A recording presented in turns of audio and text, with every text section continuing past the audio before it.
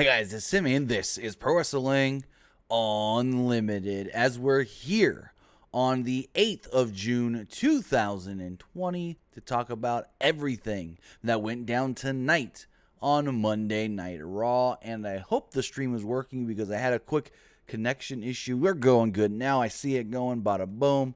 All right, because there's a weird thing now with YouTube where I don't just click live and it's live. I have to click live, wait for YouTube to connect 30 seconds or so later, and then it goes live. And sometimes it doesn't go quite live at first. So to me, it sometimes looks like there's a hiccup, but we're all good. Everything is going great. And Raw was a long show. I felt like tonight's Monday Night Raw was pretty goddamn long. They finished that MVP Bobby Lashley Viking Raiders match. And they did the whole thing with McIntyre and Lashley and McIntyre the Claymore on Lashley and blah, blah, blah, blah, blah. And I go, oh, it's a good ending. McIntyre's got that upper hand. Show's over. We go to Backlash. And then all of a sudden, I realize, fuck. We still got Charlotte versus Asuka.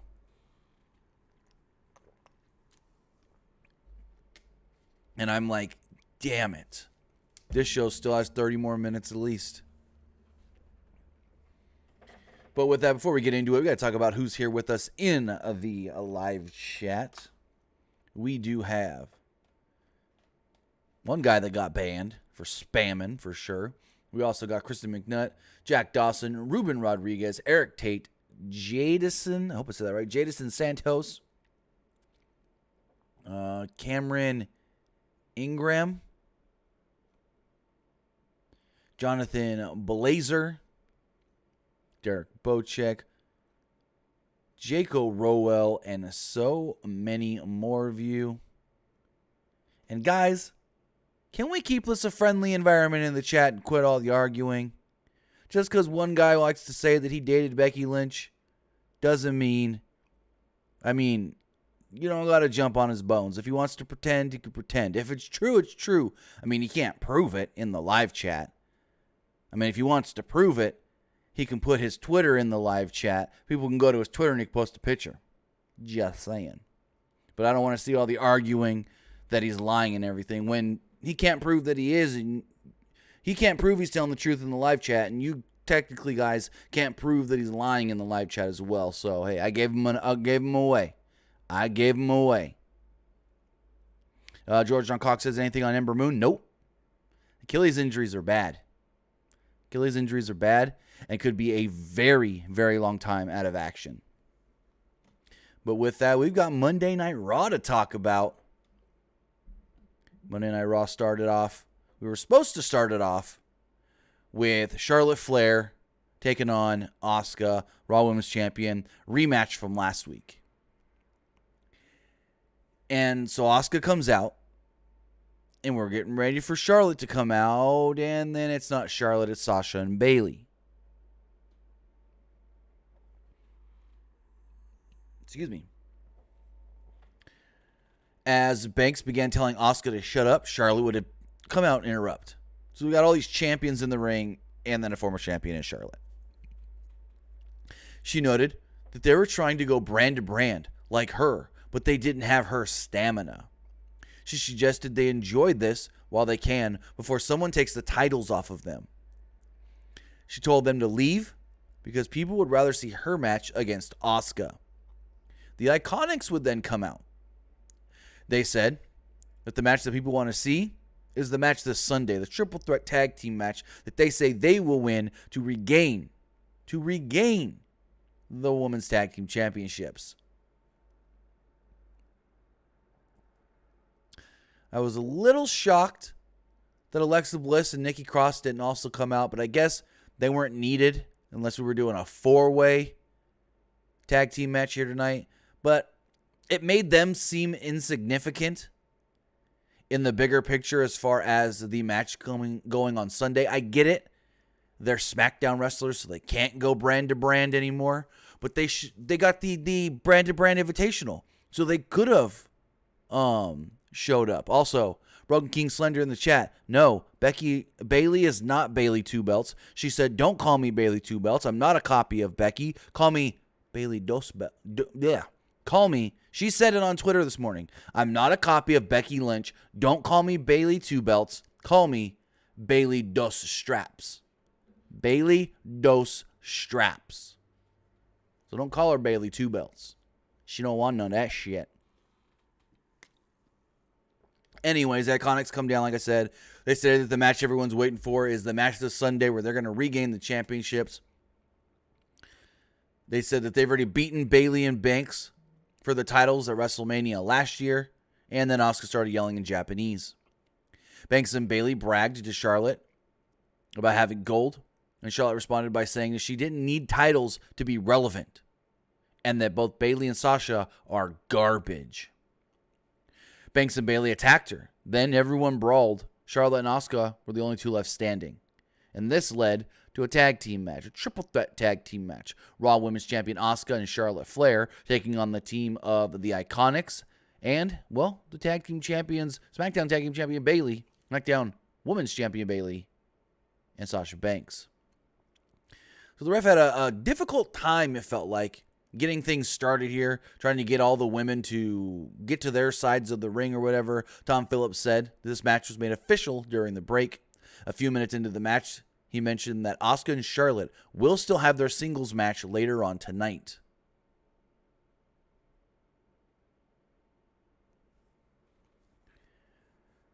The Iconics worked over Bayley and Banks until Charlotte tagged herself in. Remember, in a triple threat tag team match, you don't got to tag your own partner. You can tag anybody to get in or out. The audience here chanted, "We want Asuka." So Charlotte pretended to tag Asuka but faked her out. Asuka tagged herself in though later and took down Banks, Billie Kay, and Peyton Royce all by herself. Asuka was still in control after a break. Royce distracted her, allowing Kay to hit her version of an Eat Defeat. Charlotte tagged herself in and gave Royce an exploder. Asuka tagged herself in and used the yes kicks on Kay before Charlotte tagged herself in yet again.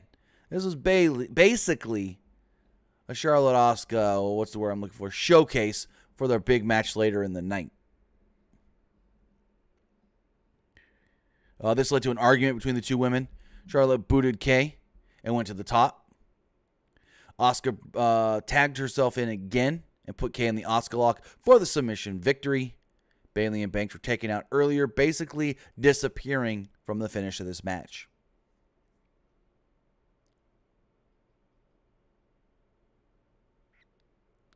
So next up, we had a Rey Mysterio interview. The announcers talked about Rey Mysterio in their upcoming interview before Seth Rollins would make his way down to the ring, wanting to be with the commentators when they spoke to Rey tonight. Rollins went to the announce desk and politely mentioned, "Byron Saxton, give me your seat." Or motioned, not mentioned. Saxton reluctantly got up and gave Rollins his headset. Rollins said hi to Mysterio, and Mysterio called him a son of a bitch. And here's my first question. Why'd they have to kick out Byron?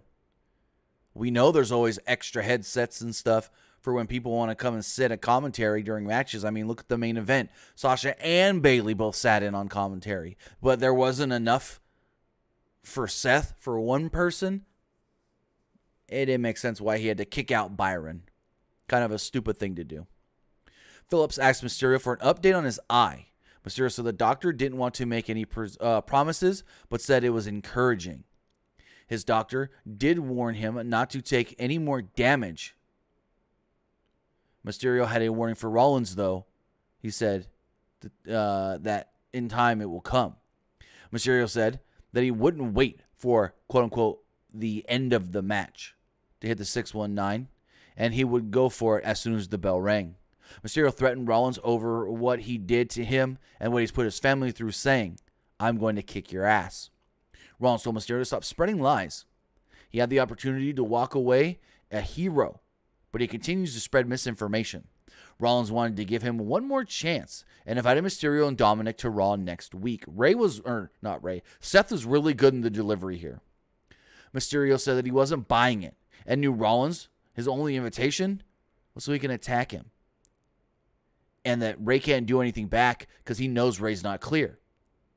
As Rollins pleaded with Rey Mysterio Aleister Black would come out of nowhere and dove at Rollins and attacked him, and they quickly went to commercial break.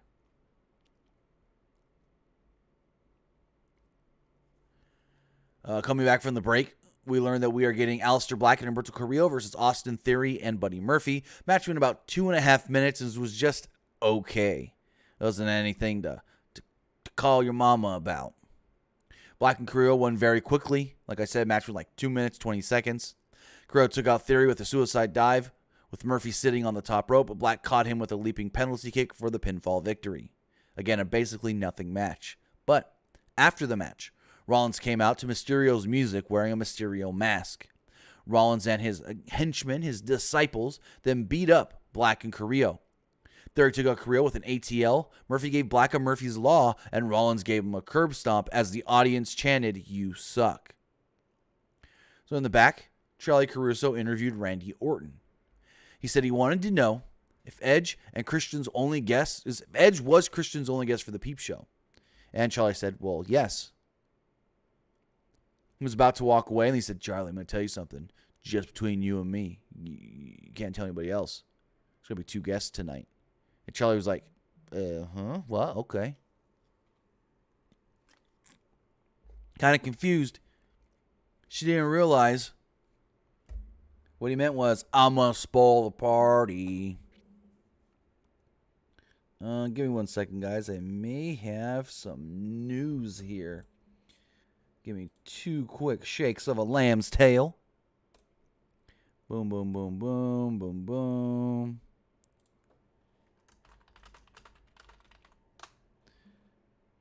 Bum, bum, bum. Oh, okay, never mind. We will be covering that as soon as we're done here with this. New Japan announced a whole slate of lineups all the way till the middle of July. And so if you want to know all of that news, just keep it locked right here to Pro Wrestling Unlimited as soon as we're done with this review, as we will have stuff going up on our website, pwunlimited.co, and we will have stuff going up here on YouTube as far as the whole list and lineup and schedule for New Japan over the next month. New Japan returns in just 6 days, June 15th. No crowd, but live on New Japan World. And they said live, not pre-taped.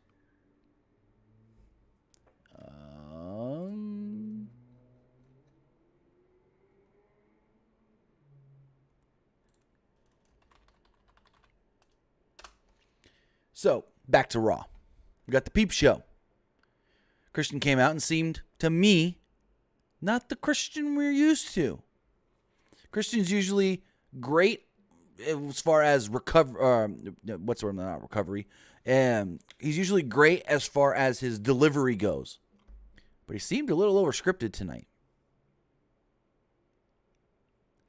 Christian introduces Edge. Says he was very happy to see him as they hugged. Christian talked about how excited and happy he was to see Edge return at the Royal Rumble and get that moment at WrestleMania. Christian wanted to be honest, though, and said, Edge, you're running on fumes. The audience starts chanting, you still got it. Christian didn't think Edge could pull off the quote-unquote greatest wrestling match ever. Not now, and not even in his prime. Christian said that they were friends, and he had to be honest with one another. He said Edge was lying to himself if he thought he could pull this off. Edge told him, no, pump the brakes. You don't know what I'm going through. You don't know my thoughts. You don't know exactly what is going on with me and what's going on in my head and all that kind of jazz. Edge says that he hasn't had a straight wrestling match in over 9.5 years and now was expected to go out here and have the best match ever. It was like being placed at the bottom of Mount Everest with nothing and told, go. Edge said he hasn't been here in 9.5 years, but Randy Orton has been here every day since. Edge said that this wasn't the same Edge who looked Christian in the eye and gave him the confidence and courage to go out every night before their tag team matches back in the day when Christian was nervous. Edge knew Orton's ready to go, firing on all cylinders. Edge didn't know how much he had left, though.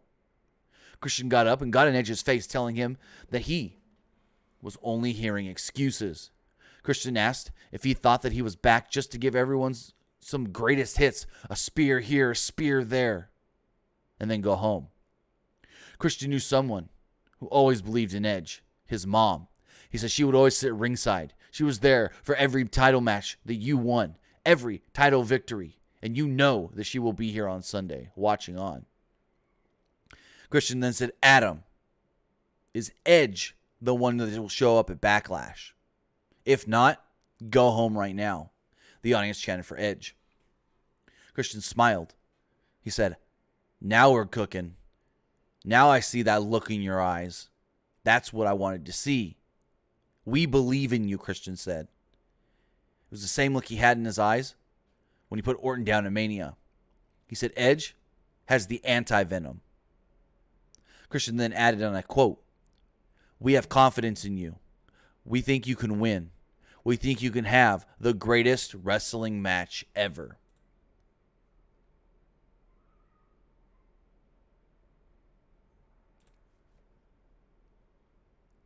Edge responded, oh, wait, nope, I skipped a paragraph. Orton appears on the big screen and begged them to shut up. Orton called this pathetic, that all Edge could say was he was gonna try. Orton said that he would embarrass and humiliate Edge. Orton would send Edge home where he belonged, with his wife and his kids. The redemption of Edge was over come Backlash, where Edge would respond, no, it's not. And he dropped his mic and left. Before going through the back, he turned and nodded at Christian. I thought this was really good, really effective, and kind of needed for this match, because everything else leading up to this greatest wrestling match ever, a little lackluster. But I think this really, really got things over as far as these two are going to try their hardest. Joey Caruso interviewed MVP. MVP was wearing a Shad Gaspard tribute shirt that you can actually get on Pro Wrestling Tees. All the proceeds do go to Shad Gaspard's family. He said if she wanted a breakdown of the effectiveness of the full Nelson, she'd have to tune into the VIP lounge later. MVP then became distracted by R-Truth. MVP called him a clown. As they argued, Bobby Lashley appeared and put Truth in the full Nelson. MVP's just fucking killing it right now with his promo work. MVP, oh man, he's probably one of the better talkers they've got right now.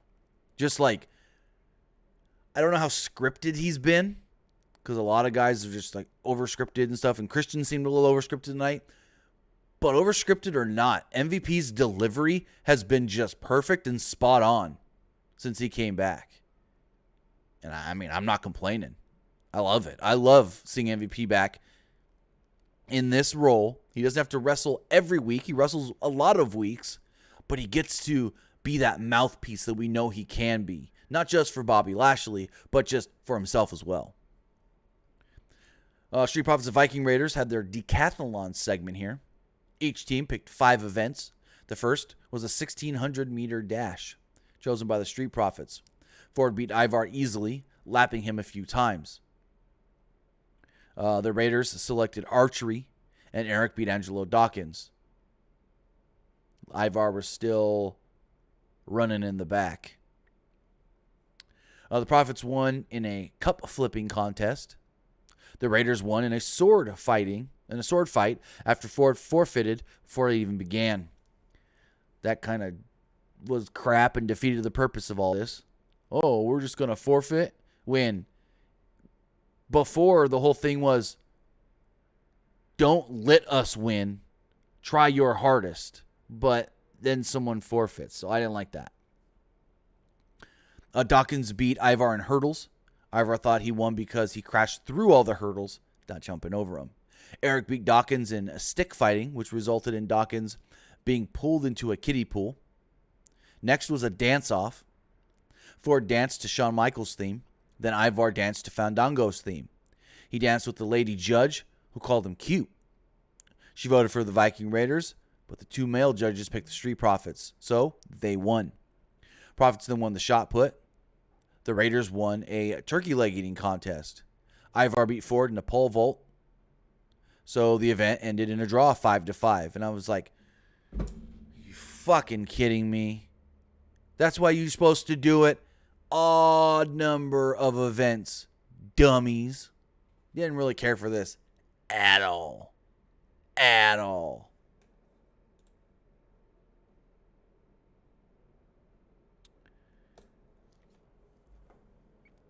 So Apollo Crews comes out. We see him. He was excited to defend the U.S. title against the winner of tonight's triple threat match at Backlash. Tonight, we will see a match between Kevin Owens, Andrade, and Angel Garza, as Andrade and Garza made their way out to the ring. So we got a triple threat match that was actually really good. What, about 13 and a half minutes-ish? Selena was ringside for both Garza and Andrade. They teamed up for a lot of the early portions of this match against Kevin Owens. At one point, they hit a double suplex and Andrade went for the pin, but Garza broke it up. They argued, then a shoving match between the two ensued. Vega tried breaking it up as they were brawling at ringside, and she was knocked over by accident. Vega was taken to the back during the break. Owens went to the top, but Garza caught him with a kick. Owens then elbowed him and hit a senton, but Andrade broke up the cover. Owens hit Andrade with his shoulder while giving Garza a senton. Owens handed out a cannonball to each of them, but Andrade avoided one of them and handed out running double knee strikes.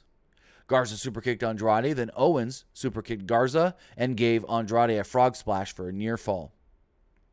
Andrade hit Owens with a back elbow for a near fall. Garza gave Owens a missile drop kick. Then Garza and Andrade traded strikes. Owens took both guys out with a flip dive. Garza countered Owens' stunner attempt and kicked the leg out from basically under him. Owens fought out of a submission and gave Garza a stunner. But Andrade drop kicked Owens, moved him out of the way, and pinned Angel Garza to pick up the victory and earn the title shot at Backlash.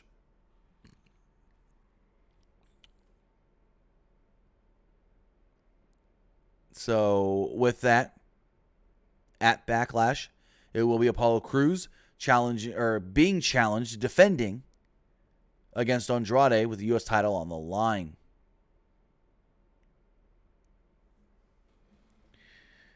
So in the back, I stretch my back out there for a second. Sarah Schreiber asked Charlotte about her loss last night at TakeOver. Charlotte said she didn't lose last night. She accomplished her goal in elevating the NXT Women's title and division. She said, "We were in the main event. And now, I'm in the main event of Raw." She said, "I wasn't pinned, and I wasn't submitted." Asuka then danced in. Charlotte said, "Do you take anything serious?" Asuka stopped dancing and looked at her and says, "Yes, I do," and slapped Charlotte straight across the face, and then walked off, dropping Charlotte to her knees with a slap.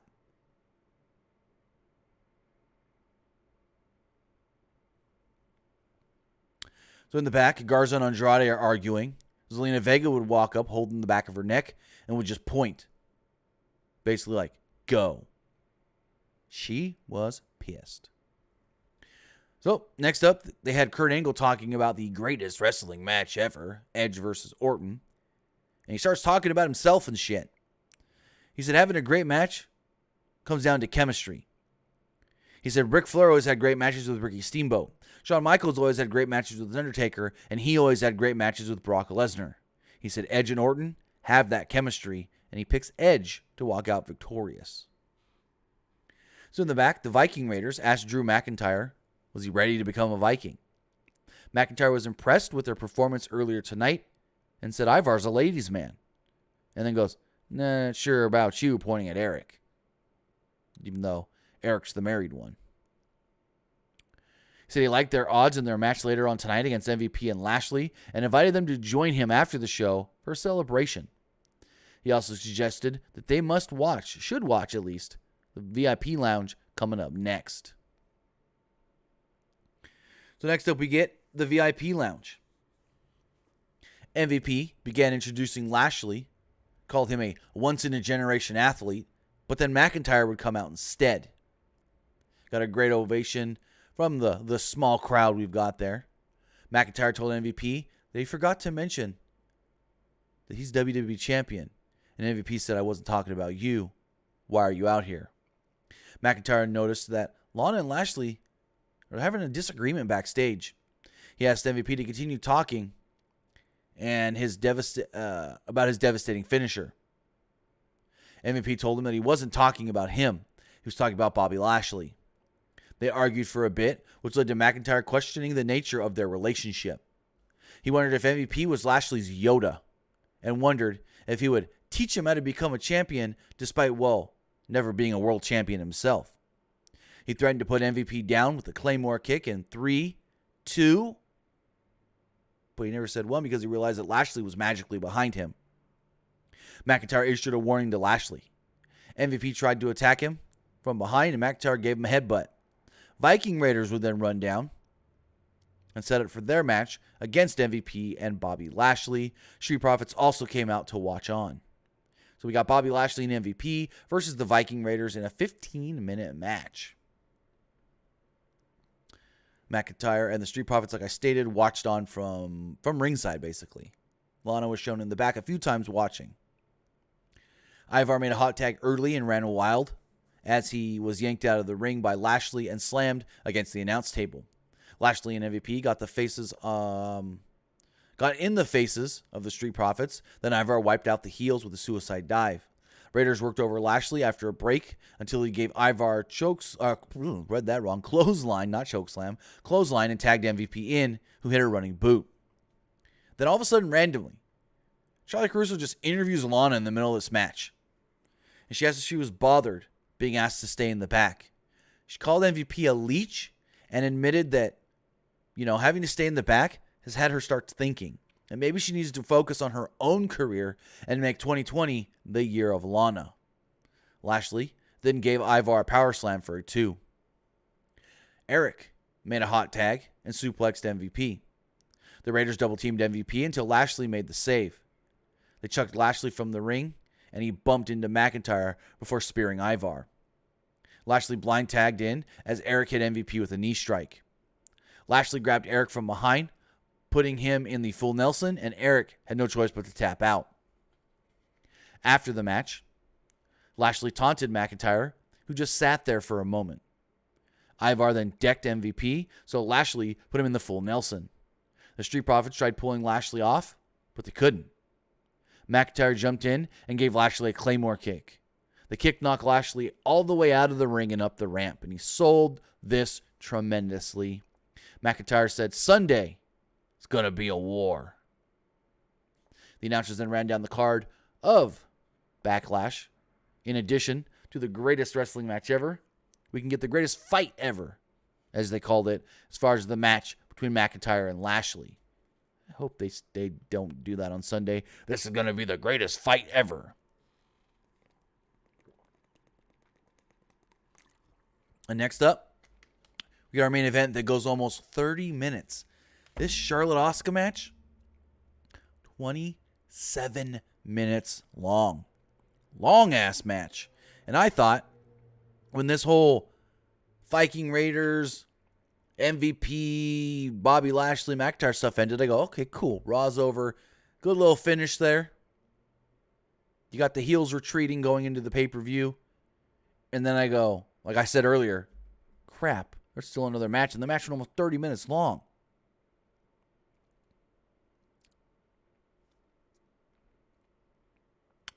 So as soon as the opening bell rang, Banks and Bayley came down and they joined commentary.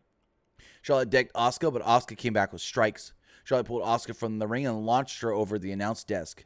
Everyone at the announce desk saw it coming and bailed with plenty of time. They went to break about 2 minutes into this match. Charlotte was still attacking Asuka when we came back from break. Asuka came back with some kicks, blocked a big boot, and applied an octopus hold. Charlotte slipped out and hit a low drop kick. The Iconics were then shown sitting at ringside. Well, sitting in the front row of the crowd, behind the plexiglass. Charlotte was in control until she missed a baseball slide. Asuka blocked a boot again and used a dragon screw and a running hip attack into the barricade. Charlotte shoved her into the barricade plexiglass and clotheslined her to take control. Bayley asked the announcers if they kept any snacks at their desk. She's getting a little hungry. They also told Saxton that he was dumber than Michael Cole. And if I've said it once, I'll say it again. Bayley's a great heel. Bayley's delivery on the mic as a heel is tremendous. And I've been told by wrestlers before, it's sometimes easier to be a heel than it is a babyface. So when you see a great babyface, they may make an amazing heel. And we've seen that with Bayley.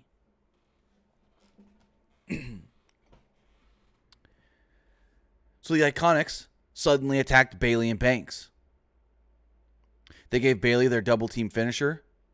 When they returned from break, Phillips loudly told us that Bayley, Banks, Kay, and Royce were barred from ringside for the remainder of this match. Asuka hit her running hip attack and some kicks. Charlotte avoided an armbar and hit a series of forearms. Charlotte caught Asuka as she tried a running hip attack and hit a back suplex for 2. Charlotte then did a nonchalant cover after a knee strike, but Asuka kicked out very, very quickly.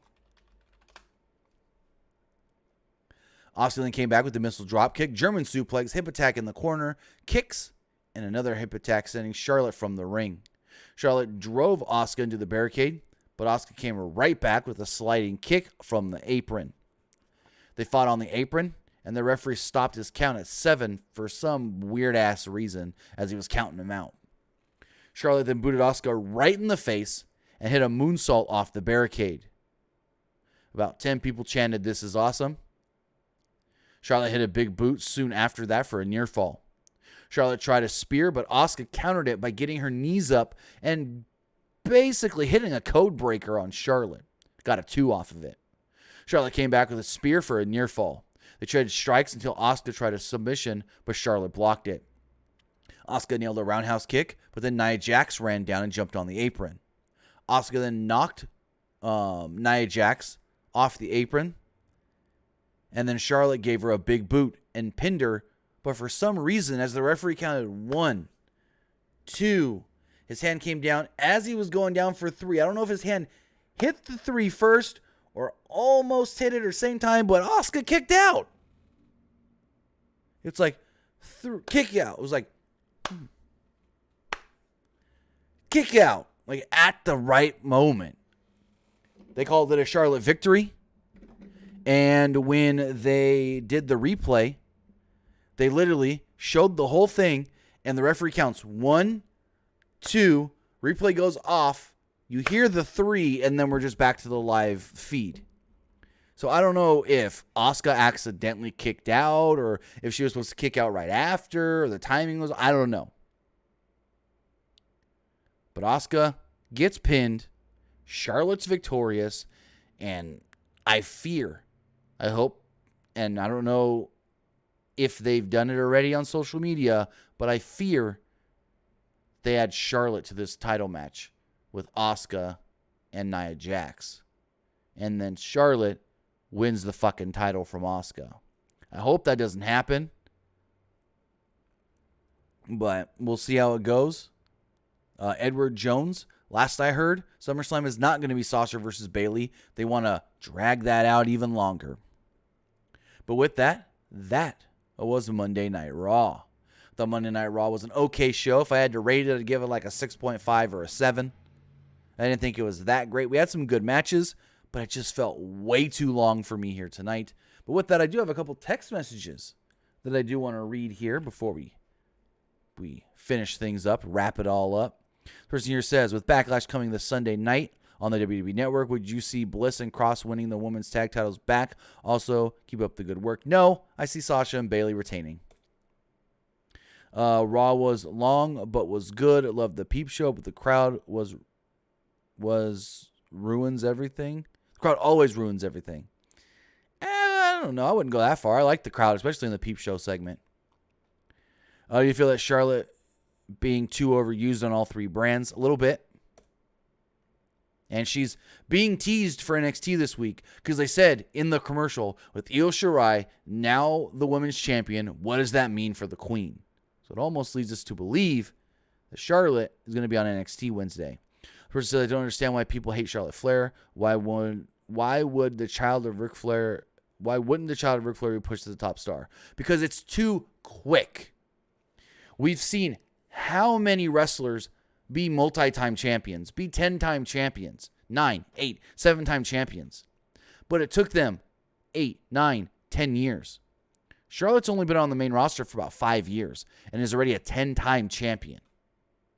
That's why people hate it, because they're pushing her too quick, too fast, too much. She's great, but it's just a little bit too much, too soon, too quick. I mean, John Cena is a 16-time champion, but that took him almost 20 years to accomplish. Took him 15, 16 years to accomplish a 16-time world champion. In the 5 years since she came to the main roster, Charlotte has won 9 titles. She had the NXT title the one time before coming up to the main roster, but then since has won titles 9 times in 5 years. Just too fast. That's why people don't like it. Chris says, Raw was good. What are your thoughts on Tamina Mental Hospital video? It's whatever. I don't know if they're even going to do anything with it. They made her take it down. Do you think Andrade is going to beat Apollo at Backlash? Personally, I was hoping KO would win, but I think he'll be winning WWE Championship soon. He ain't winning that WWE Championship soon. I'm going to tell you that right now, buddy boy, or buddy girl, whoever you are in the text message. He ain't winning that WWE title soon. Because Vince McMahon is all in with Drew McIntyre right now. As far as Andrade goes, I mean, I can see it happening, but if I had to make my prediction now, I'd say no. Andrade doesn't win. And this person says, what happened to the ALP? They've been out since March 9th when Razor actually injured his bicep, catching Montez Ford off of a, what's the word I'm looking for? Crossbody. So with that, guys, that's going to wrap things up here. That is going to wrap up our review of Monday Night Raw. I want to thank everybody who watched here live and participated in the live chat, but I also want to thank everybody who watches later right here on YouTube. You can follow us on Facebook, facebook.com/Pro Wrestling ULTD. Follow us on Instagram by searching Pro Wrestling Unlimited. Follow us on Twitter at PW Unlimited. And remember to follow our website, pwunlimited.co, and hit that bell button on the right-hand corner, bottom right-hand corner, to be notified when we post new things on our website, because things will be posted on the website that aren't news, or what should I say, video worthy, so it may not go up as a video on the YouTube channel. Also, you can follow me on Twitter at TimmyBuddy, and also follow me on Twitch, twitch.tv/TimmyBuddy, as I will be doing a Twitch stream tonight after I get some news put out there, because we got some breaking news during this review. But I will be playing a new game. Not a new game per se. The game came out in 2013, but it's new for my stream. That's all I'm going to say. It's something that I've played before that I didn't know I can get, and I'm very excited to try out. So with that, guys, have a good night. I'll see some of you later on Twitch, twitch.tv/TimmyBuddy. If not, I'll see the rest of you later on. Have a good night, guys.